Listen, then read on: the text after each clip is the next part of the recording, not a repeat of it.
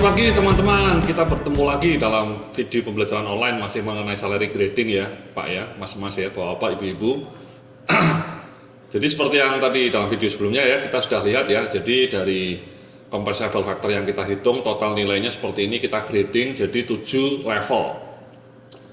Dari mulai direktur sampai staff ya. Seperti yang Anda lihat di sini, di dalam posisi manajer bisa kita grade jadi 2 ya, tidak semua manajer dianggap sama bobotnya. Jadi manajer teknik sama project manager ini kebetulan karena ini industrinya construction company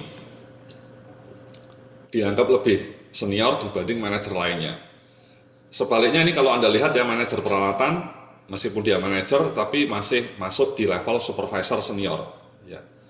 Jadi meskipun jabatannya manajer, tapi dia levelnya di level 4, bukan level 3, ya, di level 4. Kita bisa mengatakan leveling saja ya, tidak usah disebut supervisornya misalnya. Anda bisa hanya menyebut level grade 1, grade 2, grade 3, grade 4. Jadi meskipun manajer, dia grade-nya 4. Untuk manajer lain, grade-nya 3. Yang manajer ini bahkan grade-nya 2. Jadi itu kalau pembagiannya kelipatan 100 poin Pak ya, mas-mas ya mbak-mbak ya.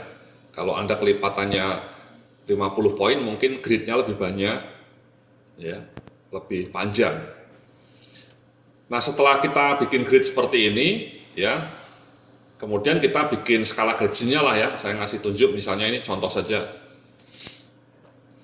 Jadi di grade 1 skala gajinya juga ada A, B, C, D ya. Ini 40 ini maksudnya 40 juta ini mas. Ini ilustrasi saja ya, yang B 45 juta, C 50 juta, D 55 juta misalnya ya. Ini maksudnya juta ini. Ya.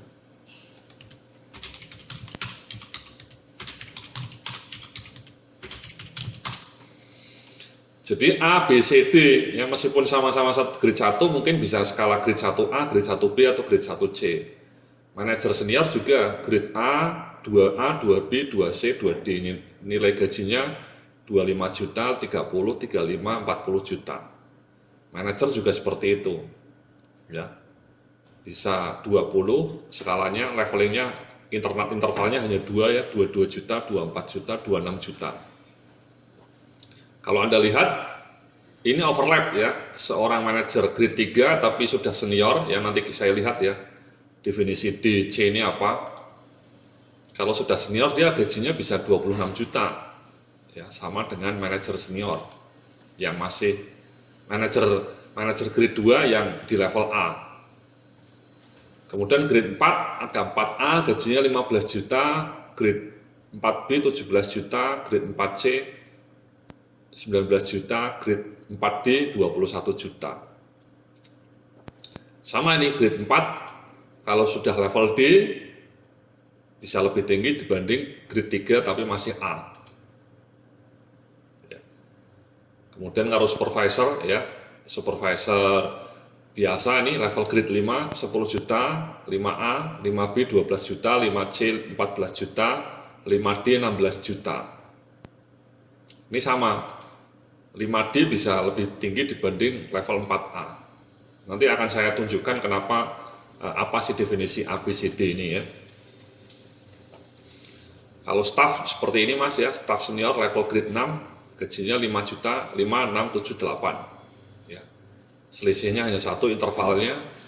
Kemudian staff biasa baru masuk 2 juta, 3 juta, 4 juta, 5 juta. Kalau UMK-nya 3 juta ya langsung masuk di sini mas ya, 3 juta ya langsung masuk level 7B, 7 Bravo.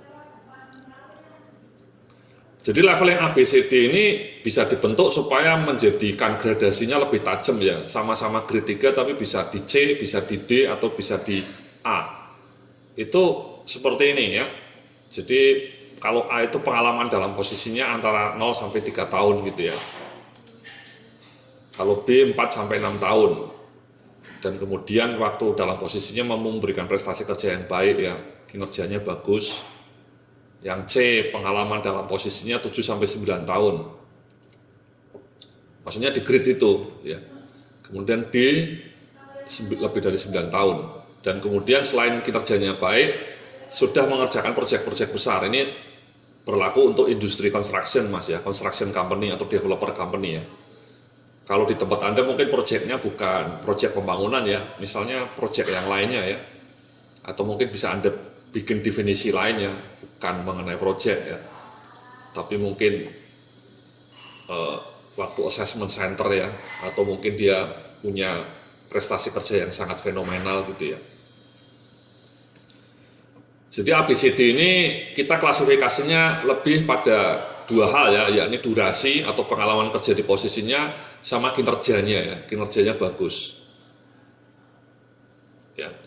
Kalau misalnya 4-6 tahun di posisi, misalnya ini ya, sudah jadi staff, ketika 0 tahun ya gajinya 2, tapi ketika dia misalnya sudah 4 tahun di posisi staff, dia bisa naik 7B, naik gajinya 3 juta. Kalau sudah 7 tahun di posisi staff, gajinya naik menjadi 4 juta. Ya. Dengan catatan dia memang kerjanya bagus, ya hasil KPI-nya, hasil performance appraisal-nya bagus. Misalnya katakanlah dia di 7B nih, sudah kerja di 7B sampai 6 tahun lebih, 7 tahun, tapi dia tidak bisa naik ke 7C. Kenapa? Karena memang kinerjanya kurang bagus, jadi dia stagnan di sini. Ya. Sama ini, ya misalnya manajer, supervisor manager ya, dia hanya bisa naik ke B atau naik ke C kalau misalnya dia sudah beberapa tahun di posisi A dan kinerjanya bagus. Ya. Bisa lebih cepat ya kalau kinerjanya bagus bahkan ya. Ini rentang klasifikasi ini hanya patokan Mas ya. Kalau misalnya kinerja dia memang spektakuler ya bisa saja dia langsung dipromot, tidak hanya di ABCD ini ya, langsung naik ke pangkat di atasnya ya. Jadi seorang staf senior misalnya dia di 6B karena prestasi kerjanya bagus, dia tidak hanya naik di 6D tapi dia bisa naik di grade 5 ya. Grade 5A misalnya, dari grade 6B menjadi grade 5A ya, karena memang dia kinerjanya sangat bagus, naik grade ya.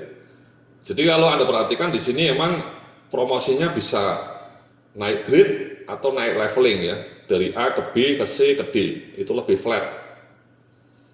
Ya, tapi kalau Anda spektakuler kinerjanya, Anda bisa naik dari grade 4, ya misalnya grade 4B misalnya, langsung naik ke 3A, karena kinerja Anda bagus. Jadi seperti itu Mas, ya. Jadi levelingnya seperti ini ya. Ini tentu besaran nilainya disesuaikan dengan kemampuan perusahaan Anda ya. Ini saya hanya memberikan ilustrasi. Ya. Jadi kurang lebih seperti itu sebenarnya ketika menyusun salary grid itu ya. Pertama-tama Anda bikin compensable factor-nya, ya. Bikin seperti ini skalanya. Ya tadi sudah saya jelaskan bagaimana cara menyusun ini angka-angka ini. Kemudian setelah itu ya di skor satu persatu Mas, seperti ini. Dikasih scoring ya, berapa totalnya, setelah itu di grade. Jadinya lah seperti ini gradingnya. 1, 2, 3, 4, 5, 6, 7. Nah setelah ada grade-nya juga kemudian dikasih leveling. 1A, 1B, 1C, 1D, 2A, 2B, 2C, 2D, dan seterusnya. Di mana rentang gajinya seperti itu. Dan again, karena kita pakai compensable factors, belum tentu sesama manajer sama levelnya. Bisa saja ada manajer yang levelnya lebih rendah, ada manajer yang levelnya lebih tinggi. Jadi kurang lebih seperti itu ya, Bapak, Ibu-Ibu, pengantar dari saya mengenai salary grading ya, bagaimana menyusun salary grade sampai ketemu 7 leveling seperti ini. Terima kasih, kita akan berjumpa lagi dalam video berikutnya tentang 3P dalam manajemen remunerasi. Selamat pagi, salam sukses, penuh kemuliaan.